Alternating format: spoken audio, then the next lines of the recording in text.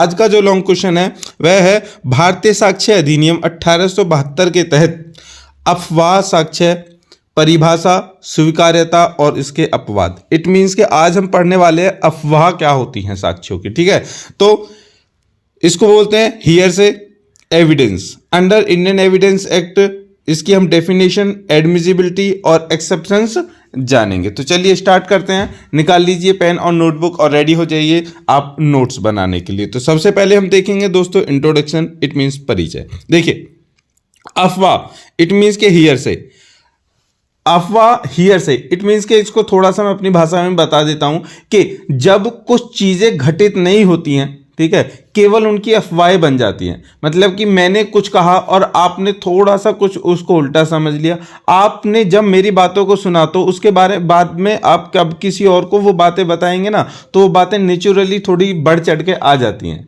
ठीक है, तो ऐसा मैनुअली बहुत अधिक होता है कि जो चीज़ें कम होती हैं ना तो वो बढ़ती चली जाती हैं। जैसे एक कहावत है, बातों का बतंगड़ बनना। ठीक है, तो बातों का जो बतंगड़ होता है ना, उसी के बारे में हम जानने वाले हैं। ठीक है, चलिए देखिए, अफवाह साक्ष्य के कानून में एक मौलिक अवधारणा है और यह अदालत कक्ष के बाहर दिए गए बयानों के स्वीकार्यता निर्धारित करने में महत्वपूर्ण भूमिका निभाता है।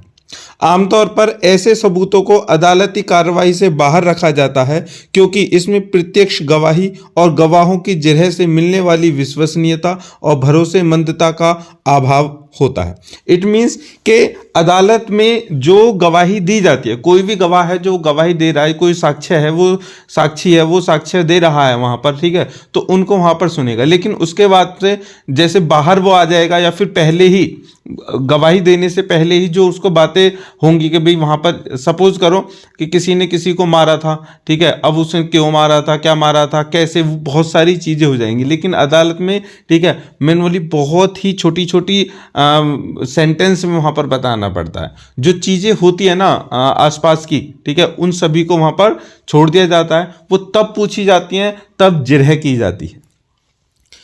इस पोस्ट में हम भारतीय साक्ष्य अधिनियम के तहत सुनी सुनाई बातों के साक्ष्य की अवधारणा, इसकी स्वीकार्यता और अपवादों पर विस्तार से चर्चा करेंगे। सुनी सुनाई, ध्यान रखना, ना तो आंखों देखी, ना ही किसी डॉक्यूमेंटेशन के ऊपर, ना ही कोई इलेक्ट्रॉनिक डिवाइस के माध्यम की जो होती है सपोर्ट से नहीं, केवल और केवल यहाँ पर सुनी सुनाई बातों को कहेंगे। ठीक है, कहते हैं ना, अरे कि हमने तो एक बात ये भी सुनी थी कि उसके साथ में इस तरह से चक्कर चल रहा है, हमने तो ये भी बात सुनी थी कि उसने उसको पीटा है, हमने तो ये भी बात सुनी थी कि उसने उसे मारने की धमकी दी थी। तो ये जो सारी चीज़ें होती हैं ना, एक्चुअल में ये स्टैंड तो बहुत अच्छा करती हैं। कभी कभी किसी भी केस में ऐसी बातें फंस जाती हैं कि ऐसा हुआ था क्या, ठीक है, वो शक उसमें आ जाते हैं। लेकिन अदालत में क्या इन बातों को मान्यता दी गई है, सुनी सुनाई बातों को, वही हम देखेंगे। ठीक है, चलिए थोड़ा सा ऊपर कर लेते हैं इसको, फिर चलते हैं सुनी सुनाई बातों के ऊपर। देखिए यहाँ पर है परिभाषा के डेफिनेशन ऑफ हियरसे एविडेंस, मतलब कि अफवाह साक्ष्य की परिभाषा क्या है। देखिए, सुनी सुनाई बातों को आमतौर पर गवाह के रूप में नहीं बुलाए गए व्यक्ति द्वारा दिए गए बयान के रूप में समझा जाता है। मतलब कि सुनी सुनाई बातें वो हैं कि कोई गवाह है जिसको बुलाया नहीं गया है, बस वो बातें आ रही हैं, जिसे उस बयान में बताए गए मामले की सच्चाई को साबित करने के लिए अदालत में पेश किया जाता है। सरल शब्दों में इसमें उन बयानों में बताए गए तथ्यों को साबित करने के लिए किसी ऐसे व्यक्ति द्वारा दिए गए बयानों का उपयोग शामिल है जो अदालत में गवाही नहीं दे रहा है। जैसे कि एक एग्जाम्पल है कि एक गवाह को बुलाया गया अदालत में गवाही देने के लिए, उसने अपनी गवाही दे दी, उसके बाद में अपोजिट पक्ष से गवाह बुलाया गया कि अब वो बताएगा, सर वो जो आपने गवाह बुलाया था मैंने तो सुना था वो पैसे दे करके गवाही देता है, उसका तो धंधा ही ये है, वो तो एक नंबर का झूठा व्यक्ति है, वो तो जेल में भी जा चुका है।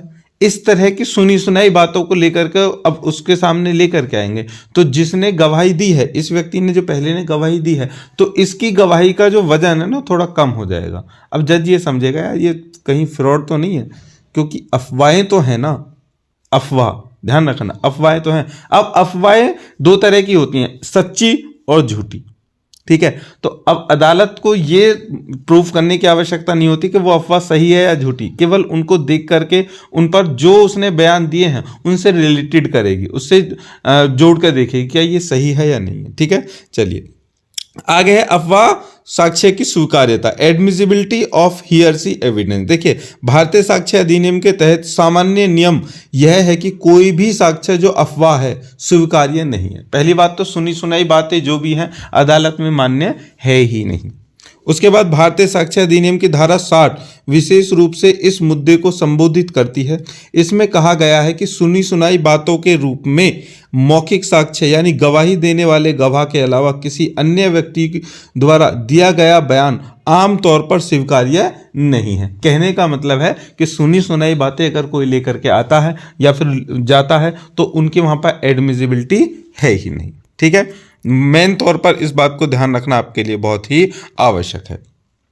उसके बाद इस नियम के पीछे का कारण यह सुनिश्चित करना है कि अदालत में प्रस्तुत साक्ष्य विश्वसनीय, भरोसेमंद और जिरह के अधीन है या नहीं। कहने का मतलब है कि जिसकी गवाही ऑलरेडी हो चुकी है वो गवाह जो है वो सही है, सच्चा है, ईमानदार है, उसकी जो ख्याति है वो ठीक है, समाज में एक प्रसिद्धि रखता है, इस तरह की बातों के लिए तो उस गवाही का यूज किया जा सकता है। इट मीन्स कि डायरेक्ट अगर उसकी गवाही को हम किसी केस से जोड़ करके देखेंगे तो उसके लिए नहीं होगा। ठीक है, चलिए आगे है अफवाह के नियम। इसके कुछ नियम होते हैं। ठीक है, एक्सेप्शंस टू द हियरसी रूल। देखिए जबकि भारतीय साक्ष्य अधिनियम बड़े पैमाने पर ऐसे किसी भी साक्ष्य को बाहर करता है जो अफवाह है, यह कुछ अपवादों को मान्यता देता है जहां ऐसे साक्ष्य को स्वीकार किया जा सकता है।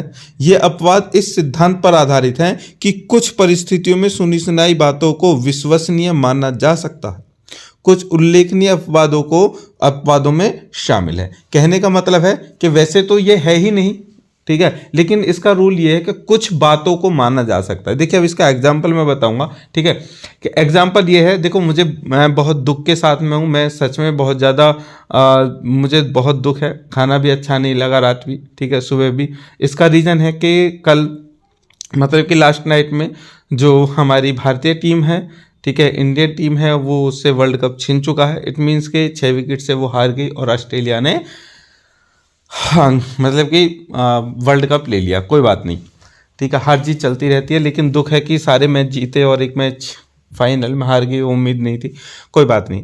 अब देखो अफवाहें क्या फैल रही हैं। अफवाहें ये फैल रही हैं कि जो हारने का कारण है, ठीक है, एक तो एम्पायर हैं जो बहुत लंबे समय से एम्पायरी कर रहे हैं, वो हमेशा आकर कुछ ना कुछ गड़बड़ करते हैं, डिसीजन गलत देते हैं, इसलिए कुछ लोग कह रहे हैं कि वो एम्पायर लाना जरूरी था क्या। दूसरी चीज सबसे बड़ी जो ट्रोल में आई है, ठीक है, अफवाह ही है। अफवाह को कुछ लोगों ने सिद्ध भी किया है कि जब जब भाजपा की सरकार रही है, बीजेपी की सरकार भारत में रही है, तब तब भारत हारा है। और सन 2013 के बाद 11 में वर्ल्ड कप जीता था, 11 के बाद में अभी तक कोई भी वर्ल्ड कप भारत नहीं जीत पाई है, चाहे 2020 हो चाहे 50-50 हो। अब इस में सबसे बड़ी तो दिक्कत ये हो गई दोस्तों कि बाकी सारे मैच भारत ने जीते, लेकिन एक ही मैच भारत नहीं जीत पाया। और वो जो व्हाट्सएप, इंस्टाग्राम, सोशल मीडिया पे खबर फैल रही है कि जो माननीय प्रधानमंत्री जी हैं वो पनौती हैं, उनको स्टेडियम में बुला दिया और भी ज़्यादा पनौती हो गए, और ये एक अफवाह है कि इसकी वजह से मैच हम हार गए। ठीक है, हालांकि जो भी है ये बातें अफवाह ही हैं, ठीक है। कुछ लोगों ने सिद्ध भी किया है, एक टेबल बना के डाल रखी है कि जब से प्रधानमंत्री मोदी बने हैं तब से सारे मैच, मतलब कि जो फाइनल के मैच है वो सभी हारे हैं, कोई भी कप भारत नहीं लेकर। हालांकि एक दुखद चीज़ है, उसको उससे जोड़ना। अब यहाँ पर हम क्वेश्चन पर वापस आ रहे हैं, उन चीज़ों को, अफवाहों को जोड़ना, ठीक है, कहाँ तक सत्य है कहाँ तक नहीं, इस बात पर आधार पर जाते हैं कि जो टेबल वहाँ पर दिखाई जा रही है, ठीक है, देखिए मैं यहाँ पर भी आपको दिखाता हूँ कि ये जो टेबल यहाँ पर दिखाई जा रही है, इसमें सारे मैच जो हैं, ठीक है, वो भारत ने जीते हैं, मतलब कि पहले के मैच जीते हैं। लेकिन इस टेबल के अनुसार जब प्रधानमंत्री मोदी जी रहे हैं उसके बाद से कोई भी, देखिए ऊपर से नीचे की लिस्ट चेक कर लीजिए, ठीक है, 2030 का वर्ल्ड कप भी हार गए। अब इसी चीज़ को लेकर के जो मतलब कि पब्लिक है, सोशल मीडिया है, उस पर कुछ लोग हैं वो कह रहे हैं कि पनौती है, ठीक है। तो इस तरह की जो चीजें हैं ना वो कभी कभी एडमिसिबल हो जाती हैं। आगे है कि मृत्यु पूर्व घोषणाएं। देखिए कुछ चीजें हैं जो अभी हमने क्वेश्चन बनाया था कि मृत्यु पूर्व घोषणाएं, ठीक है, तो वो धारा 32 में आता है। हम यहाँ पर 60 की बात कर रहे हैं धारा, ठीक है, लॉ ऑफ एविडेंस की 60 की। अब इसमें 32 में क्या आता है कि भारत में अफवाह नियम के सबसे महत्वपूर्ण अपवादों में से एक मृत्युपूर्ण घोषणा को स्वीकार करना है। वो हमने क्वेश्चन बताया था ना कि मरते समय कोई भी व्यक्ति है वो हमेशा सच बोलता है, ठीक है। हालांकि इसको हम अब ये एक अफवाह मान सकते हैं कि जरूरी नहीं है कि कुछ कुछ आधार हैं कि जिनके आधार पर हम कह सकते हैं कि मरने वाला व्यक्ति हमेशा सच बोलता है, लेकिन यह भी जरूरी नहीं है, 100% नहीं है कि मरने वाला व्यक्ति सच ही बोल करके जाएगा, ठीक है। तो मरने वाले किसी व्यक्ति द्वारा आसन्न मृत्यु के विश्वास के तहत दिया गया बयान साक्ष्य के रूप में स्वीकार्य है, ये धारा 32 करती है। तो अब क्या है, ये अफवाही तो है, तो अब कुछ भी कोई भी व्यक्ति है अगर कोई बोल करके कुछ मर गया, ठीक है, तो अब क्या ही मानेंगे उसको, अफवाह मानेंगे या सच्चाई मानेंगे, वो कहीं ना कहीं थोड़ा सा एक डाउट है। लेकिन according to the law of evidence की धारा 32 के अकॉर्डिंग इस चीज को स्वीकार्य करते हैं कि मरने वाले व्यक्ति मरने से पहले अगर कुछ बोल करके जाता है तो वो अदालत में गवाही होगी, लेकिन जिंदा व्यक्ति अगर जीते जी करता है तो उसको नहीं माना जाएगा। एक आधार ये भी कह सकते हैं। चलिए आगे है कि तर्क यह है कि ऐसी स्थिति में व्यक्ति का झूठ बोलने का कोई मकसद नहीं होता। कंडीशन ये है कि जब इंसान मर ही रहा होता है तो ये मान लेती है अदालत का ये झूठ बोल करके इसका मकसद कोई तो होना नहीं है, ठीक है, कोई मकसद तो होगा नहीं, इसके आगे मर गया, मर ही रहा है। लेकिन जो जीवित रहता है तो उसका मकसद कुछ हो सकता है, प्लान कुछ हो सकता है, ठीक है। चलिए आगे है कि मृत व्यक्ति का बयान 32, किसी मृत व्यक्ति द्वारा दिए गए बयान को स्वीकार किया जा सकता है यदि वे मृत्यु के कारण या लेन देन की किसी भी परिस्थिति से संबंधित हो जिसके परिणाम स्वरूप व्यक्ति की मृत्यु हुई हो, ठीक है। मतलब कि सपोज करो कि कोई व्यक्ति है और किसी को हार्ट अटैक आ गया या कुछ हो गया और उस समय पर कह रहा है वो मरता हुआ हार्ट अटैक से वो फलाना है, उसके पास मेरे 5 लाख रुपए कर्जे के हैं, वो ले लेना, ये कह करके वो मर गया। अब जिन्होंने लोगों ने वो बात को सुना 5 लाख रुपए कर्जे के हैं उनसे ले लेना, तो भैया वो बात मान्य होगी, ठीक है। अब उससे कहेंगे जा करके ऐसे ऐसे बोल करके गए हैं, हालांकि वो अलग बात है कि वो क्या होगा, वो देगा या नहीं देगा, ठीक है। चलिए आगे, हित के विरुद्ध बयान धारा 32। देखिए किसी व्यक्ति द्वारा अपने हित के विरुद्ध दिए गए बयान स्वीकार्य है। यह विचार यह है कि लोग आमतौर पर ऐसे बयान नहीं देते जो उनके हितों को नुकसान पहुंचा सकते हैं जब तक कि वो सच न हो। कहने का मतलब यह भी है, अदालत ने यह भी कहा कि मृत्यु से पहले अगर अपने हित में, अपने परिवार के हित में या किसी भी हित में अगर वो बयान दे करके गए हैं तो उन बयानों को स्वीकार करने में दिक्कत हो सकती है, ठीक है। आगे दस्तावेजों में कथन धारा 32। देखिए वसीयत, कार्य और समझौते जैसे दस्तावेजों में दिए गए कथन साक्ष्य के रूप में स्वीकार्य है। मतलब वसीयत, कुछ काम हो, कोई कार्य हो, कोई समझौता हो, उससे रिलेटेड जो भी उसके बयान होगा उनको स्वीकार किया जाएगा यदि वे संबंधित मामले से प्रासंगिक, मतलब कोई भी मामला ऐसा है और उससे जुड़े हुए हैं तो इसे हित के विरुद्ध प्रवेश का सिद्धांत के रूप में जाना जाता है, ठीक है। इसे हित का विरुद्ध मतलब कि सपोज करो कि जीते जी किसी से लड़ाई चल रही है किसी बात को लेकर के, ठीक है, मतलब कि किसी अड़ोसी पड़ोसी में, किसी रिश्तेदारी में, किसी में लड़ाई चल रही है। अब मरते मरते वो कह जाए, ठीक है, कि परिवार में कि भाई तुम्हारे ताऊ से लड़ाई चल रही है, उनको माफ़ कर देना, उनकी गलती नहीं है, मुझे आज एहसास हो रहा है कि मेरी भी गलतियां थी, मैंने कभी उसको नहीं समझा और तुम एक साथ मिल करके रहना, ऐसा कह करके वो मर गए। तो अब लोग जो अब वहाँ पर जो है मतलब वो कथन कह के मर गए तो वो मान्य होगा, ठीक है। चलिए आगे है व्यवसाय के दौरान विवरण। मतलब व्यवसाय में कुछ ऐसा है, देखिए व्यवसाय के सामान्य क्रम में और विशेष रूप से किसी भी खाते की किताब या अन्य रिकॉर्ड में किसी व्यक्ति द्वारा दिए गए विवरण भी स्वीकार्य हैं। मतलब किसी लेन देन से रिलेटेड जो भी किसी उससे होंगे तो वो भी मान्य होंगे, ठीक है। चलिए जैसे हमने पहला एग्जाम्पल आपको बताया था कि उस पर 5 लाख रुपए हैं उनसे ले लेना। आगे है सार्वजनिक दस्तावेज धारा 74-75। देखिए सार्वजनिक दस्तावेज, ध्यान रखना इंपॉर्टेंट, सार्वजनिक दस्तावेज वो होते हैं जो सभी लोगों को प्राप्त हो सकते हैं और सभी लोगों के सामने लाए जाते हैं, जैसे कि जो किसी सार्वजनिक अधिकारी द्वारा बनाए रखे जाते हैं या कानून के तहत स्वीकार्य हैं, अफवाह नियम के अपवाद हैं। इन दस्तावेजों में सरकारी रिकॉर्ड, आधिकारिक प्रकाशन और सार्वजनिक दस्तावेजों की प्रमाणित प्रतियां भी शामिल हो सकती हैं, ठीक है। तो मतलब कि ऐसे जैसे किसी जमीन को लेकर के कोई विवाद चल रहा है, ध्यान रखना दोस्तों, किसी जमीन को लेकर के कोई विवाद चल रहा है। अब कोई व्यक्ति है, ठीक है, उसको पता है वो उस जमीन का मालिक है, मालिक था या फिर उसने बेच दिया, कुछ भी है, लेकिन उस जमीन से रिलेटेड जो मरने वाला व्यक्ति है या फिर कोई जीवित व्यक्ति है उसके पास में उस जमीन से रिलेटेड बहुत ज्यादा राज छुपे हुए हैं, वहां सबूत कुछ नहीं है लेकिन बातें हैं। वो कहेगा देखो तुम्हारे पूर्वजों ने, तुम्हारे दादा ने और हमने एक उस समय पर बातें की थी और इस जमीन का ऐसे ऐसे समझौता किया था, तो उनकी बातों को मान्य रख किया जा सकता है।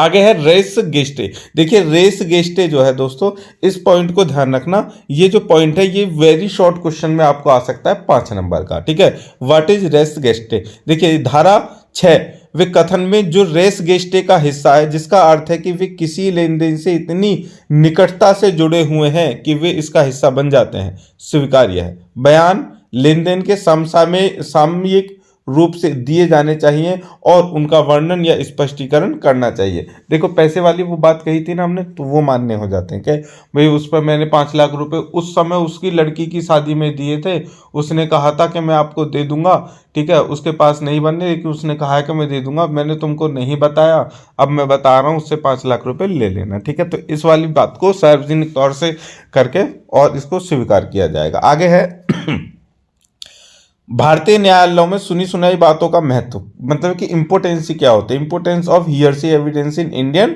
कोर्ट्स। देखिए सुनी सुनाई बातें भारतीय न्यायशास्त्र का एक महत्वपूर्ण पहलू है।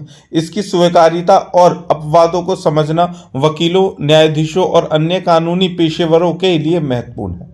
भरोसेमंद सबूतों को स्वीकार करने की आवश्यकता और अविश्वसनीय बयानों को स्वीकार करने के जोखिम के बीच संतुलन बनाना बहुत आवश्यक है, बिल्कुल आवश्यक है, ठीक है, क्योंकि सुनी सुनाई बातें हमेशा सही नहीं होती और जरूरी नहीं, और ये भी कहते हैं कि भैया अगर कोई बात चली है तो उसमें कुछ ना कुछ राज जरूर होगा, ठीक है दोस्तों।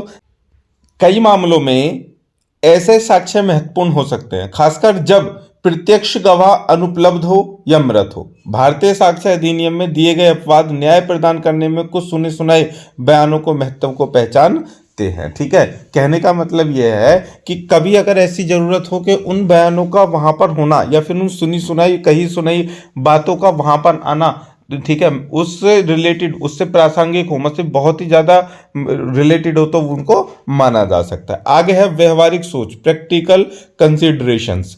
देखिए पुष्टिकरण, ऐसे मामलों में जिनमें सुने हुए साक्ष्य शामिल हों, मतलब कि सुनी सुनाई बातें शामिल हों, उनके संभावित मूल्यों और विश्वसनीयता को मजबूत करने के लिए ऐसे साक्ष्यों को अन्य भौतिक साक्ष्यों के साथ पुष्ट करना अक्सर आवश्यक होता है। कहने का मतलब यह है कि कोई अगर केस है, किसी में कोई महत्वपूर्ण चीज है, तो उससे देखिए, जैसे कि आप अफवाह सुनते होंगे हीरो हीरोइन के लिए, जैसे कि एक अफवाह मैं तुम्हें बता देता हूं, ठीक है, कि अभी क्रिकेट से रिलेटेड एक अफवाह बता देता हूं कि जो सचिन तेंदुलकर की बेटी है सारा तेंदुलकर, ठीक है, वो अब अफवाह ये चल रही है कि सारा तेंदुलकर जो है वो शुभमन गिल को बहुत लाइक करती है और उन दोनों के बीच में कुछ ना कुछ चल रहा है, रिलेशन टाइप, दोस्ती कुछ हो सकती है।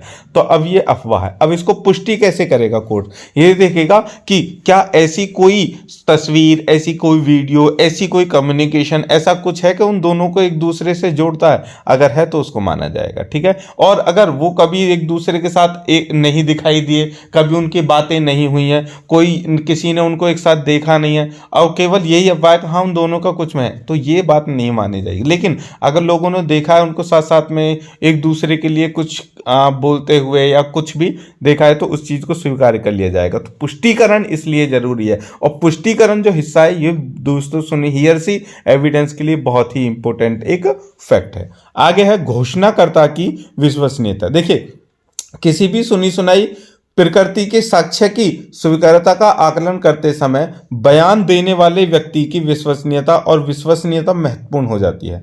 घोषणाकर्ता का झूठ बोलने का मकसद या बयान देते समय उसकी मानसिक स्थिति जैसे स्वीकार्यता को प्रभावित कर सकते हैं। कहने का मतलब सुनी सुनाई बातें कौन सुना रहा है ये इंपॉर्टेंस है। अगर कोई देखिए जैसे कि लोग कह रहे हैं कहने दो, लेकिन अगर ये सुनी सुनाई बातें हैं, जैसे कि अभी सारा जो है तेंदुलकर और शुभमन गिल की हमने बातें की थी, अगर इनमें जैसे रोहित शर्मा है कैप्टन, ठीक है, या फिर राहुल द्रविड़ है उनके कोच, या फिर उनके साथी और भी हैं, मतलब कि जो पूरी टीम है उनमें से कोई भी कहता है हाँ हाँ ठीक है ये बात सही है, इन दोनों के बीच में जो है रिलेशनशिप चल रही है, तो उस बात को माना जाए। क्यों? क्योंकि वो व्यक्ति उनसे जुड़े हुए हैं। दूसरी बात के भाई खिलाड़ी उनके साथ रहते हैं तो उनको और लोगों से ज़्यादा, मतलब जो सोशल मीडिया या फिर ये चीज़ें इन लोगों से ज़्यादा पता होगा। ठीक है, तो यही चीज़ यहाँ पर है कि भैया जो सुनी सुनाई बातों को बोल रहा है, ठीक है, वो झूठ तो नहीं बोल रहा है, कुछ और कारण तो नहीं है, सारी चीजें देखी जाती है। लेकिन अगर कोई व्यक्ति ठीक ठाक है, पोजीशन है उसकी, तो उसको एडमिसिबिलिटी माना जाता है। ठीक है, चलिए आगे है सबूत का बोझ। देखिए बहुत इंपॉर्टेंट फैक्ट है सबूत का बोझ, ध्यान रखना। वेरी शॉर्ट क्वेश्चन में ये भी बनकर आ सकता है कि सबूत का बोझ जो होता है उसको परिभाषित कीजिए, उसके बारे में बताइए। देखिए किसी मामले में सबूत का बोझ उस पक्ष पर रहता है जो तथ्य से स्थापित करना चाहता है। कोई भी साक्ष्य जो प्रकृति में अफवाह है उसका उपयोग केवल किसी भी पक्ष द्वारा प्रस्तुत साक्ष्य का समर्थन करने या चुनौती देने के लिए किया जा सकता है, लेकिन यह सबूत के बोझ को नहीं बदलता है। ठीक है, मतलब कि अगर जो सबूत प्रस्तुत कर रहा है, ठीक है, तो अब वो इस चीज को फैक्ट है कि भाई जो अफवाहें चल रही वो उससे जोड़ करके दिखाएगा। ठीक है, अगर वो इस जोड़ को नहीं दिखा पाता है या फिर अफवाहों को और उस कोई भी घटना हुई है उससे नहीं जोड़ पाता है तो वो अस्वीकार्य कर दी जाएंगी। आगे है जिरह। देखिए ऐसे सख्त अफवाह नियमों के पीछे का कारण यह तथ्य है कि ऐसे सबूतों में जिरह के महत्वपूर्ण तत्व का आभास है, जो गवाहों को विश्वसनीयता और विश्वसनीयता का परीक्षण करने के लिए एक आवश्यक उपकरण है। मतलब कि अगर कहीं पर तुम्हें सुनी सुनाई बातें, मतलब कि तुम वादी की तरफ से हो, प्रतिवादी ने कुछ सुनी सुनाई जो है तथ्य सामने रख दिए हैं, ठीक है, तो आपका वकील उनको जिरह के माध्यम से खत्म कर सकता है। आगे विशेषज्ञ की राय। देखिए विशेषज्ञ की राय में कभी कभी सुनी सुनाई बातों का उपयोग शामिल हो सकता है, खासकर जब विशेषज्ञ अपनी राय बनाने के लिए दूसरों द्वारा प्रदान की गई जानकारी पर भरोसा करता है। अदालत अक्सर ऐसे मामलों में विशेषज्ञ की योग्यता और उनकी राय के आधार पर आकलन करती है। कहने का मतलब है कोई भी केस है तो उसमें कुछ ऐसी चीजें हैं, भाई हाँ भी अब बताओ, जैसे कि जज हैं वो भी कहते हैं यार ऐसे ऐसे बात है, इस तरह से सुनी सुनाई बातें अफवाह उड़ रही हैं, क्या करना चाहिए। जैसे कि कोई भी केस होता है, ठीक है, तो जो सोशल मीडिया है ना वो बहुत ज़्यादा किस्में आ जाती है, एकदम एक्टिवेट हो जाती है और उससे रिलेटेड जो चीज़ें हैं उनको भी ला करके रखते हैं, उसने ये किया था, तो उन चीज़ों को मानने के लिए विशेषज्ञ होते हैं, उनकी राय ली जाती है। प्रॉब्लम ये है कि विशेषज्ञ किस तरह के हैं, वो मतलब कि उनके पास में वो ख्याति है, वो पावर है, वो उनकी मानसिक योग्यता, शारीरिक योग्यता, जो भी क्षमता है, क्या है इस तरह की योग्यता उनके पास में कि वो किसी भी राय को, मतलब किसी भी टॉपिक के ऊपर राय दे सके, तब उनकी मान्य होती है। ठीक है, चलिए तो ये था हमारा क्वेश्चन। अब चलते हैं दोस्तों निष्कर्ष पर, कंक्लूजन पर। देखिए अफवाह मतलब कि कोई भी अफवाह हो, भारत में साक्ष्य कानून का एक जटिल और सूक्ष्म क्षेत्र है, जबकि सामान्य नियम यह है कि सुनी सुनाई बातें स्वीकार्य नहीं है।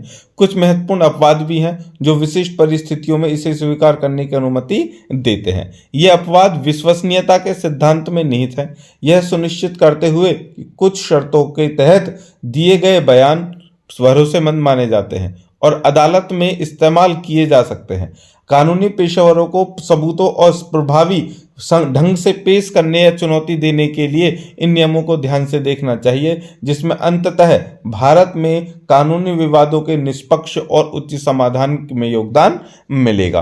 कहने का मतलब यही है कि भैया सुनी सुनाई बातों को तुम्हें नहीं रखना चाहिए अपने पास में, ठीक है, लेकिन फिर भी कभी कभी ऐसा हो जाता है कि कुछ सुनी सुनाई बातें जो होती है वो सच होती हैं, तो अब ये तुम्हारे ऊपर डिपेंड करता है, तुम्हारी सोच के ऊपर डिपेंड करता है, तुम्हारी जो उस समय पर जो प्रैक्टिस चल रही होगी उस चीज़ से रिलेटेड, उस पर डिपेंड करता है क्या उसका एडमिसिबिलिटी तुम करवा सकते हो या नहीं करवा सकते हो। ठीक है दोस्तों, तो ये था हमारी सुनी सुनाई बातों का अफवाहों के ऊपर साक्ष्य का क्वेश्चन। यहाँ पर ये क्वेश्चन होता है समाप्त, लेकिन आप ऐसे ही पढ़ते रहिए। ठीक है, आप सभी का बहुत तहे दिल से धन्यवाद, आप हमें बहुत सपोर्ट कर रहे हैं, बस ऐसे ही सपोर्ट करते रहिए, हमारी वीडियो को शेयर करते रहिए। आपकी जो भी समस्या है आप हमको बता सकते हैं, उसका सल्यूशन हम तुरंत करने की कोशिश करेंगे। आपको हमसे जुड़ सकते हैं, ठीक है, हम डिस्क्रिप्शन में जा करके हमारा जो व्हाट्सएप ग्रुप है उससे जुड़ सकते हैं, ठीक है। टेलीग्राम पर हमारी जो पीडीएफ्स हैं, ठीक है, जो इम्पोर्टेंट नोट्स हैं वहाँ पर शेयर कर देते हैं, वहाँ से उन नोट्स को आप प्राप्त कर सकते हैं।